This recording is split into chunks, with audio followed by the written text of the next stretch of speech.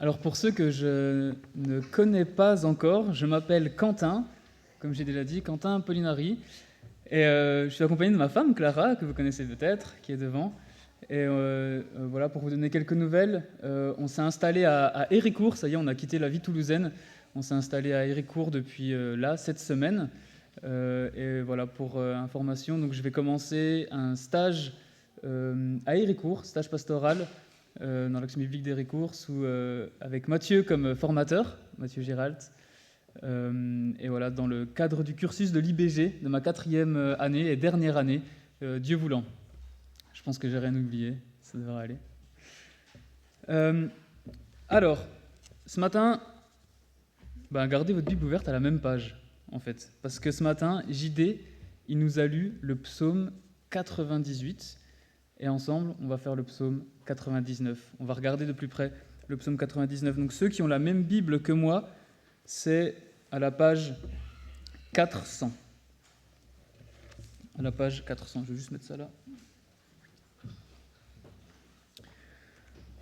Alors ce matin, avec Jean-David, on a dit ensemble, par nos prières, par nos chants, beaucoup de choses sur qui est Dieu. On a dit qu'il était amour, qu'il était justice, qu'il était bon, qu'il était beau, qu'il était tout-puissant. Mais il y a certains des caractéristiques, des attributs de Dieu qui est peut-être un petit peu plus difficile à cerner de par notre culture. Et un de ces attributs, ça peut être la sainteté. On dit souvent que Dieu est saint. Qu'est-ce que ça veut dire au juste ? Et c'est le but de ce psaume qu'on va voir ensemble ce matin. Je vais lire le psaume 99. Vous pouvez le prendre avec moi si vous avez une Bible. Psaume 99. L'Éternel règne, les peuples tremblent. Il siège entre les chérubins, la terre tremble. L'Éternel est grand dans Sion, il domine tous les peuples. Qu'on célèbre ton nom grand et redoutable, il est saint. Qu'on célèbre la force du roi qui aime le droit. Tu établis l'équité, tu exerces le droit et la justice en Jacob. Proclamez la grandeur de l'Éternel, notre Dieu, et prosternez-vous à ses pieds, il est saint. Moïse et Aaron parmi ses prêtres, et Samuel parmi ceux qui faisaient appel à son nom, s'adressaient à l'Éternel, et il les exauçait. Il leur parlait dans la colonne de nuée, ils ont respecté ses commandements et la loi qu'il leur avait donnée. L'Éternel, Éternel, notre Dieu, tu les as exaucés. Tu as été pour eux un Dieu de pardon, mais tu les as punis de leurs fautes. Proclamez la grandeur de l'Éternel, notre Dieu, et prosternez-vous sur sa montagne sainte, car il est saint, l'Éternel, notre Dieu. Qu'est-ce qui vous vient en tête quand je vous parle de sainteté ? Qu'est-ce qui nous vient en tête quand on nous parle de sainteté ? Alors j'imagine qu'il y aurait plusieurs réponses possibles. Peut-être, de par notre culture aussi, on a quelque chose de très solennel qui nous vient en tête.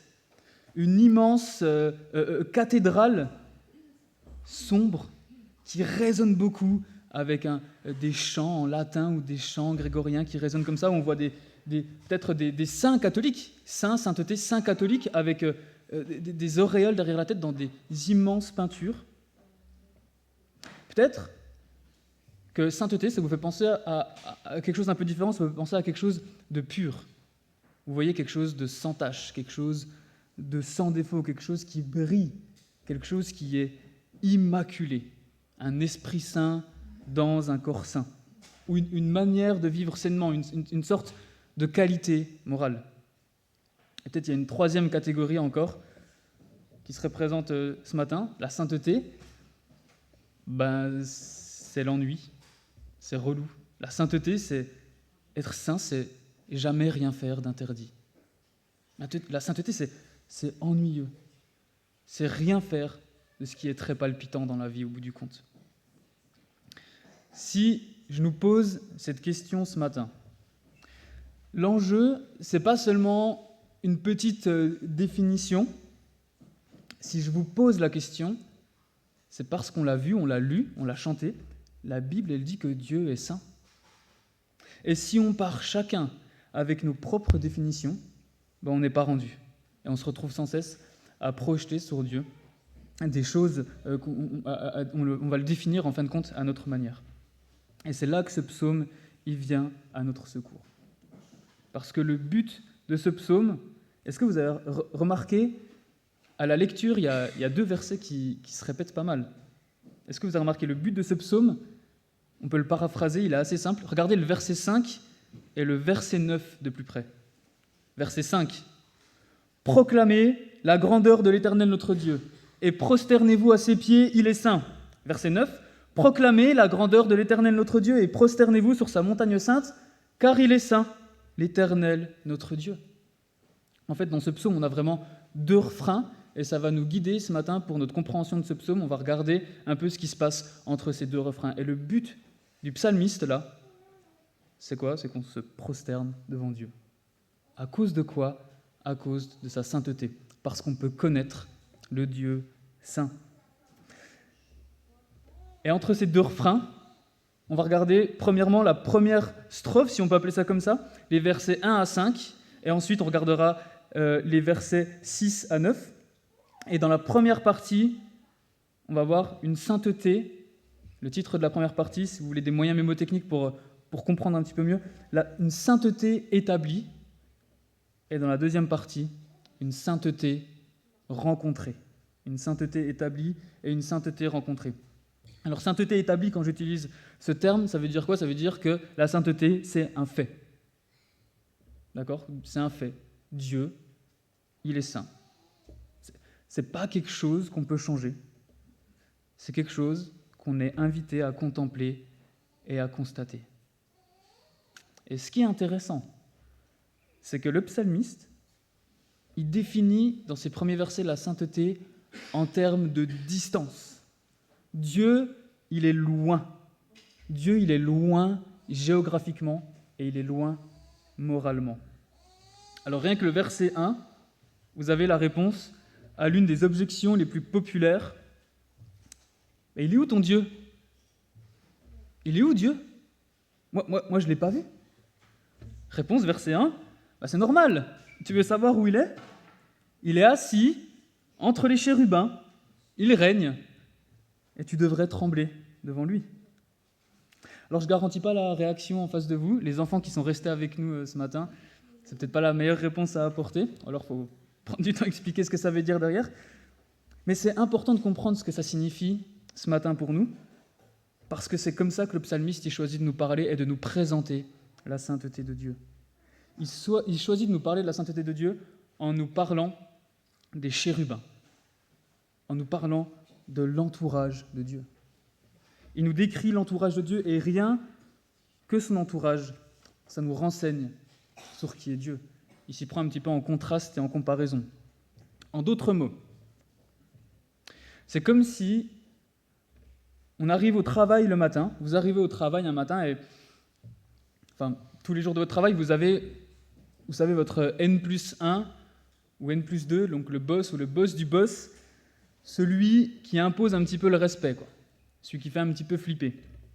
Celui, quand il entre dans le bureau, on voit les téléphones qui se rangent, le silence, tout le monde se redresse, peut-être quelques clics de souris pour changer de fenêtre rapidement. Celui qui, quand il est présent à ces réunions, à vos réunions, ce n'est pas les mêmes réunions que d'habitude. On se prépare vraiment. On va faire attention à ce qui va se passer. On stresse. Et un jour, ce fameux jour, vous arrivez dans l'entreprise et vous voyez ce N+2, ce boss de boss dans l'entreprise, comme vous ne l'avez jamais vu. Il est devant un autre homme, il y a un autre homme à côté de lui, et il est tout penaud, tout affairé autour de lui, tout déstabilisé, tout tremblant de peur, il est aux petits soins. Qu'est-ce qu'on fait? Première réflexion, mais c'est qui cet homme pour que celui qui fait trembler tout le monde dans l'entreprise, il soit à son tour en train de trembler devant quelqu'un?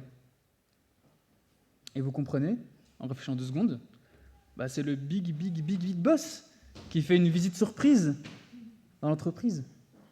Mais vous l'avez compris comment? Vous l'avez compris en regardant l'attitude des gens autour de lui, en regardant l'entourage qu'il y avait autour de lui. Et ici, c'est pareil. L'entourage de Dieu, c'est les chérubins. Alors c'est quoi les chérubins? C'est là que tout se joue. C'est des anges. Mais ce n'est pas des anges comme on pourrait l'imaginer avec des petites ailes, peut-être un arc, je ne sais pas. Les chérubins dans la Bible, c'est en face, quand on est en face d'eux, on part en courant. Les chérubins, c'est des anges qui sont faits pour faire un panneau sens interdit. Les chérubins, c'est des sortes de gardes. On les voit pour la première fois en Genèse, chapitre 3. C'est ceux qui gardent le jardin, la présence de Dieu, avec des épées flamboyantes. C'est des guerriers, c'est des protecteurs avec des épées flamboyantes. C'est des anges. Quand ils se manifestent au prophète Ézéchiel, on a une description qui fait froid dans le dos. Ce sont des anges qui sont représentés au sommet du tabernacle. Le tabernacle, c'était le lieu qui représentait la présence de Dieu particulière dans l'Ancien Testament. Et ces chérubins qui sont là, qu'est-ce qu'ils font sur le tabernacle? Ils sont prosternés devant Dieu. Ce n'est pas seulement qu'ils tremblent, c'est qu'ils sont prosternés devant Dieu. Ce n'est pas le N+2 qui tremble, c'est, imaginez, vous rentrez en entreprise, il y a tout le monde à plat ventre devant cette personne. Les chérubins, ils sont au sol, prosternés, pas parce que Dieu les a contraints, mais à cause de qui Dieu est. C'est pas attention de ne pas regarder Dieu dans les yeux. On laisse passer 2 secondes parce que c'est un moment qui est important à comprendre.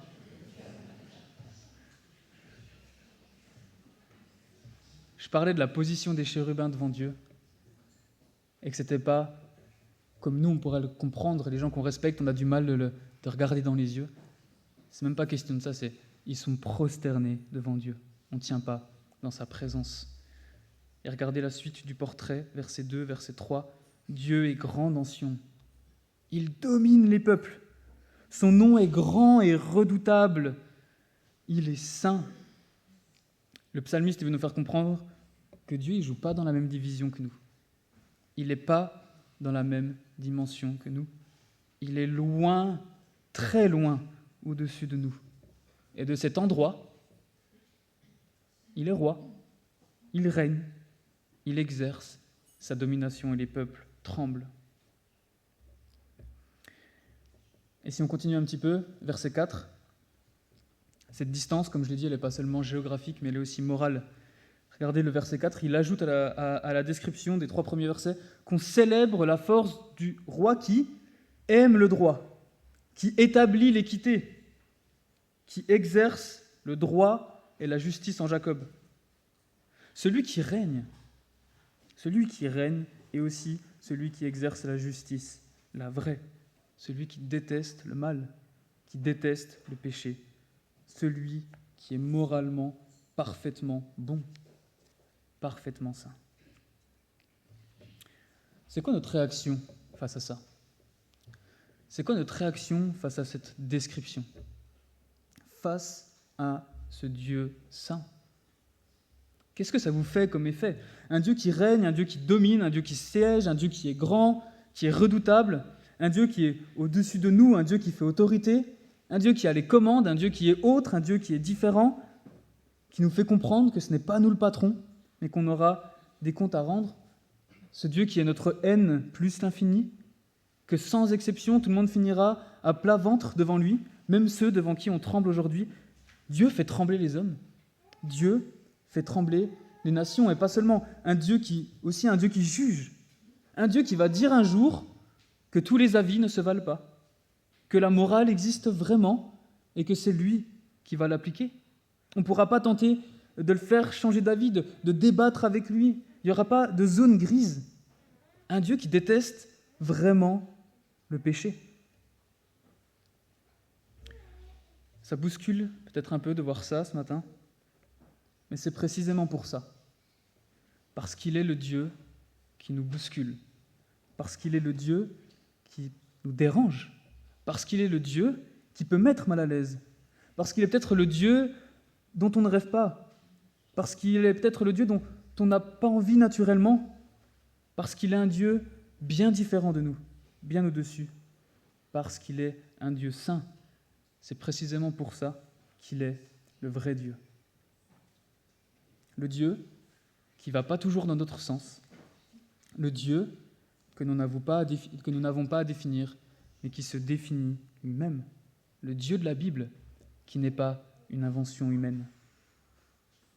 Ce n'est pas le Dieu à notre sauce, ce n'est pas le Dieu comme ça nous arrange, c'est lui qui dit qui il est. Il est le même pour tout le monde, en tout temps, qu'on y croit ou pas, qu'on l'ait compris ou pas, il est saint. Et ça, c'est un bon test pour nous ce matin, de se rappeler de ce versant-là de la sainteté de Dieu. Si notre Dieu nous dérange jamais, vous avez bien compris, si on parle que sainteté, ça veut dire que Dieu est vraiment différent de nous. Si notre Dieu nous dérange jamais, peut-être que c'est un Dieu dont on a pris la liberté de définir. Peut-être que c'est un Dieu qu'on s'est inventé. Un Dieu qui ressemble de moins en moins à celui que l'on vient de tenter de décrire. Un Dieu qui est de plus en plus d'accord avec nous sur tous les points et pour qui le péché est de moins en moins grave. Et il n'y a pas de mystère. Si on prie la Bible fermée, si on médite la Bible fermée, si on réfléchit à Dieu, la Bible fermée, si on ne lit plus la Bible, le glissement, il va se faire petit à petit. Et si on ne peut pas définir Dieu comme ça nous arrange, il nous reste une seule option, le verset 5. Proclamez la grandeur de l'Éternel. Qui il est? Proclamez la grandeur de l'Éternel notre Dieu et prosternez-vous à ses pieds. Il est saint. Vous voyez comment la sainteté de Dieu, ça nous pousse à l'adorer. Il est le vrai Dieu et sa sainteté est établie. Voilà ce que nous disent les versets 1 à 5. Mais une fois qu'on a vu ça, attention, peut-être à ne pas se méprendre. Une fois, j'ai eu une discussion avec, on va l'appeler André, dans un parc. C'est pas ici, le prénom est inventé, vous ne trouverez pas de correspondance. J'ai une discussion avec André, et André, jusque-là, s'il était dans cette salle ce matin, d'accord sur toute la ligne, d'accord à 100%. Mais pour lui, ça a amené à une conclusion, vous allez voir, je vais vous la soumettre. Dieu, oui, Dieu, il est trop loin. Dieu, il est trop au-dessus. Dieu, il est vraiment différent de nous. Il est tellement différent de nous. Il est tellement au-dessus qu'on ne peut pas le connaître. Dieu, il est tellement au-dessus, il est tellement saint qu'il est inaccessible. Qui on est? Qui on est, nous, pour prétendre pouvoir connaître un Dieu saint? Est-ce que la sainteté de Dieu, ce qu'on vient de décrire, ça ne met pas une barrière indestructible pour connaître Dieu? Dieu est saint, et c'est tout ce qu'on peut dire de lui. C'est une bonne réflexion, n'est-ce pas? Est-ce que, parce que Dieu est saint, il est inaccessible? Est-ce que être chrétien, c'est résumer à considérer que Dieu est saint? Qu'est-ce qu'on fait face à lui?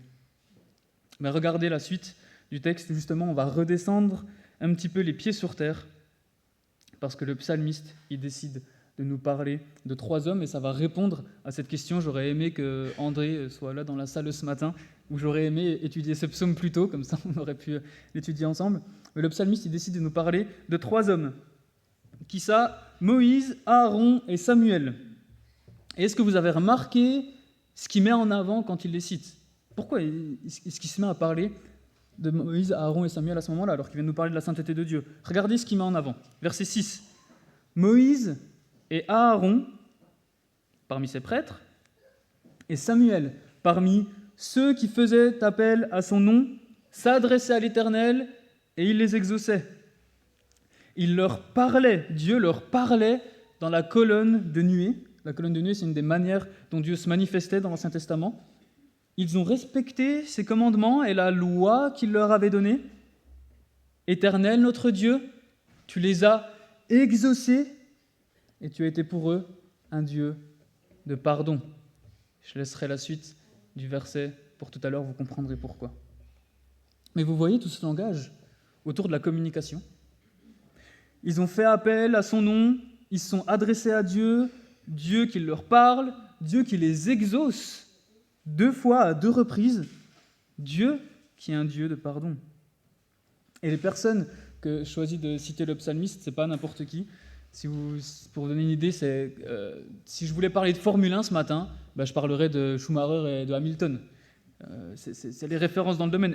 Ces personnes-là, Moïse, Aaron et Samuel, dans l'histoire, ce sont du peuple de Dieu dans l'Ancien Testament, ce sont des personnes qui ont eu une véritable relation, communication, c'est un peu les références dans le domaine. Et déjà là, on a une réponse à notre question. Dieu, il s'est déjà rendu accessible à des hommes. Il s'est révélé à ces hommes. Il y a eu une communication avec les hommes. Quand on voit ça, peut-être qu'on y est habitué en tant que chrétien, et ça devrait être à peu près la même réaction, allez, j'ose le dire, que dans Star à domicile. Ok, j'en ai perdu certains, c'est normal. Star à domicile, c'était une émission de télé, et il y avait le principe, c'était une star, la plupart du temps un chanteur, qui vient rencontrer son admirateur, c'était le terme utilisé, à l'improviste, star à domicile, qui venait rencontrer un admirateur à l'improviste. C'était soit le matin au réveil, dans le coin d'une rue, en sortant de chez lui, etc. Et si vous regardez ça, les réactions, c'était des crises d'euphorie. Tout simplement, ils rencontraient les personnes qu'ils aimaient le plus et qui pensaient être le plus inaccessibles. Et c'est pas tout. Les stars, elles accompagnaient les personnes la journée, dans le quotidien, pendant une journée, dans le travail, dans l'intimité, un repas de famille, un repas entre amis. Et la star, elle s'intéressait vraiment à sa vie, en tout cas, pour une journée. Et si vous demandiez à ses admirateurs, c'était sans hésitation le plus beau jour de leur vie. Vous voyez, si on a compris la sainteté de Dieu, la distance qu'il y a entre Dieu et nous, ces versets-là, c'est le même effet, encore plus grand. C'est comme les jeunes sont avec nous ce matin, Instagram ou YouTube, vous suivez des personnes qui ont des milliers, des dizaines de milliers, des millions de followers, et vous savez, là, vous tentez le petit commentaire ou le petit message privé, mais c'est une bouteille lancée à la mer. Vous savez très bien que la personne ne doit pas répondre. Et 3-4 heures après, notification, et la personne vous a répondu. Improbable. Cette personne m'a répondu. On connaît quelqu'un, on a une amie qui est fan d'une chanteuse, et son mari, pour lui faire un cadeau, a envoyé une demande à sa chanteuse préférée pour lui chanter en vidéo privée un bon anniversaire. En disant, mais elle ne va jamais le faire. Et elle l'a fait. Et la réaction de cette fille, elle était joyeuse, elle était contente, c'était de l'euphorie. À combien plus forte raison on devrait se rendre compte du privilège de pouvoir parler à Dieu et qu'il nous réponde, de pouvoir connaître Dieu.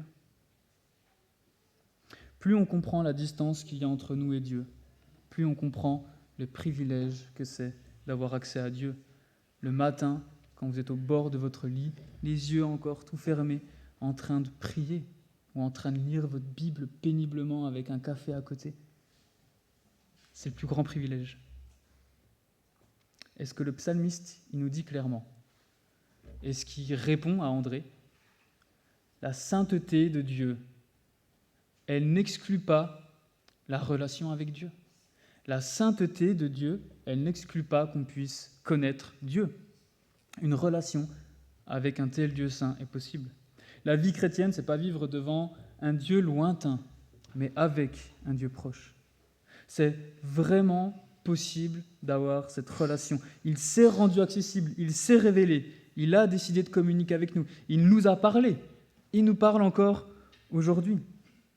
Si on veut connaître Dieu, écoutons et cherchons et creusons dans sa parole révélée. C'est entre nos mains encore aujourd'hui. Mais ce psaume, il va encore plus loin. Et du coup, je me permets de pousser le bouchon encore un petit peu plus loin. Il dit que Dieu, il répond à nos prières, qu'il a exaucées. Et je suis sûr que ça arrivé à beaucoup d'entre nous. Des prières concernant des petites choses dans nos vies comme des grandes, des prières pour des études, pour un travail, pour un conjoint, pour des amis, pour la famille, pour une voiture, pour une maison. Des prières pour que Dieu nous transforme, pour que Dieu nous fasse grandir, pour qu'il se révèle à nous toujours plus. Et Dieu, dans sa bonté, il a pris plaisir dans nos vies à répondre à ces prières. Quel privilège! Dieu se met à notre portée, avec qui on peut avoir une relation, qui exauce nos prières. Est-ce que vous voyez le risque? Est-ce que vous voyez le piège à ça? Que le fait d'avoir une relation à Dieu, en fait, ça nous empêche de voir sa sainteté et de glisser petit à petit dans une conception d'un Dieu qui est à notre service, dont le travail, c'est d'exaucer nos prières. De croire que, en fait, si Dieu il exauce nos prières, il est d'accord avec moi, on a Dieu dans la poche, qu'il est là pour nous, une machine à exaucer nos prières et nos volontés, plutôt que de croire que la prière, c'est un moyen que Dieu utilise pour faire sa volonté. Et on glisse, et on a un Dieu à notre service, et on en vient à avoir une relation à Dieu qui exclut sa sainteté. Et c'est pour ça que je gardais la fin du verset 8. Regardez cette mise en garde ensemble. Éternel notre Dieu, tu les as exaucés, tu as été pour eux un Dieu de pardon, mais tu les as punis de leurs fautes. S'il a été un Dieu de pardon, pourquoi est-ce qu'il les a punis de leurs fautes? C'était des hommes de Dieu, il n'y a pas de doute, mais vous vous souvenez comment se sont terminés la vie de ces hommes? Rien que Moïse et Aaron, qui ont regardé le pays promis et qui sont morts devant, sans pouvoir y mettre un pied. Pourquoi? Nombre chapitre 20, verset 12. Alors l'Éternel dit à Moïse et à Aaron, « Puisque vous n'avez pas eu assez confiance en moi pour respecter ma sainteté devant les Israélites, vous ne ferez pas entrer cette assemblée dans le pays que je lui donne. » Pourquoi? Parce qu'ils n'ont pas respecté la sainteté de Dieu. Pourquoi l'auteur il est en train de nous rappeler ça maintenant? Pour qu'on comprenne, qu'on se rappelle que notre relation à Dieu, elle n'exclut pas sa sainteté. Si même ces hommes ont été confrontés à sa sainteté, à combien plus forte raison, nous-mêmes, on ne devrait pas l'oublier. On ne peut pas se mettre Dieu dans la poche.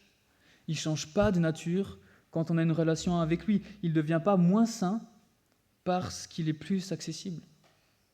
Et parfois, on doit l'admettre, moi en tout cas je l'admets, notre compréhension de la grâce de Dieu, elle a tendance et elle peut nous faire oublier sa sainteté.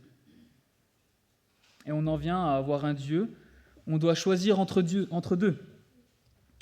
Entre un Dieu saint, qu'il faut révérer, qu'il faut presque en avoir peur, et un Dieu proche, relationnel, pour qui rien n'est très grave. Comment la Bible, elle maintient ces deux vérités côte à côte? En tant que chrétien, on fait comment face à ça? On choisit quoi? Est-ce qu'on marche sans cesse sur des œufs?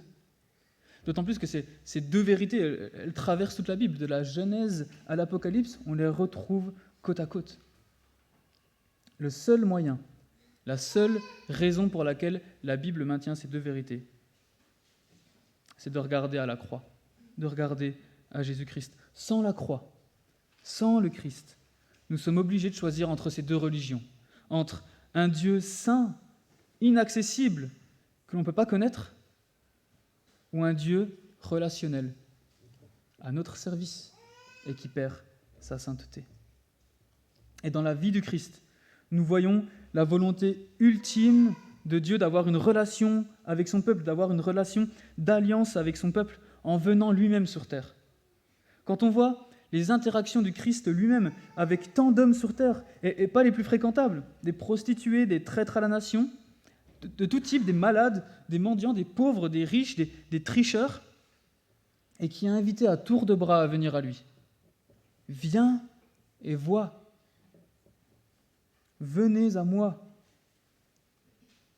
Il venait pour vraiment rétablir cette relation que nous devrions tous avoir avec Dieu, que lui seul pouvait rétablir. L'apôtre Jean nous dit que personne n'a jamais vu Dieu, Dieu le Fils unique, qui est dans l'intimité du Père et celui qui l'a fait connaître. Mais il ne l'a pas fait au détriment de la sainteté de Dieu. Pourquoi?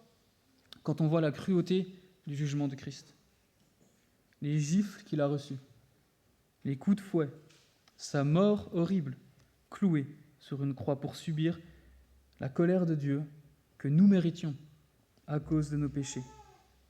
Quand on voit ce châtiment, on comprend la sainteté de Dieu. On comprend que le péché, ce n'était pas une blague et que ça l'est toujours pas. Et vous voyez comment la Bible, la grâce de Dieu à notre égard par Jésus-Christ, c'est la seule vision qui renforce à la fois notre compréhension de la sainteté de Dieu. Le péché reste grave à ses yeux, et le sera toujours, et sa proximité avec nous, sa relation et sa volonté de relation avec nous. Et les deux en même temps. Par le Christ, grâce au Christ, on n'a pas à choisir. La grâce, c'est ce qui fait que la sainteté n'est pas annulée par la proximité. La grâce d'être pardonné de nos péchés par le sacrifice de Jésus-Christ. Lui, le roi de justice. Grâce à son œuvre, cette sainteté qui nous est communiquée. Christ, il n'a pas seulement pris la colère de Dieu qu'on méritait, mais il nous communique la sainteté qu'il a acquise et il la partage avec nous. Pour qu'un jour, où nous rencontrerons Dieu, à côté des chérubins, nous puissions tenir en sa présence, prosternés avec les chérubins, non pas par peur du jugement, mais prosternés en sachant qu'on est en paix avec Dieu, prosternés à cause de la grandeur de sa grâce envers nous. Et c'est pour ça que dans le dernier refrain de notre psaume, il y a quelques mots en plus. Il y a ces deux vérités côte à côte. Proclamez la grandeur de l'Éternel notre Dieu et prosternez-vous sur sa montagne sainte, car il est saint, l'Éternel notre Dieu. Dieu est saint, il est le vrai Dieu. Et ce Dieu, il ne peut être rencontré uniquement que par le Christ. Je vous invite à prendre quelques secondes de silence et ensuite je terminerai par la prière.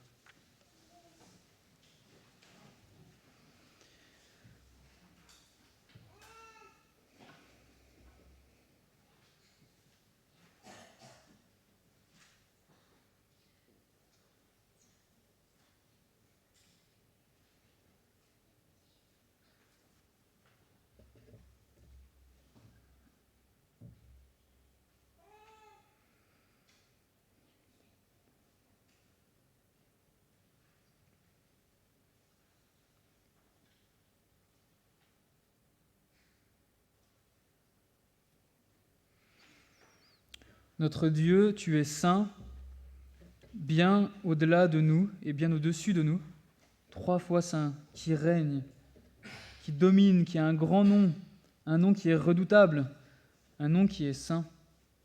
Tu es un Dieu qui aime le droit et la justice et qui l'établit. Et nous confessons que nous te prenons trop souvent à la légère, comme celui qui est à notre service et pour qui le péché n'est pas si grave.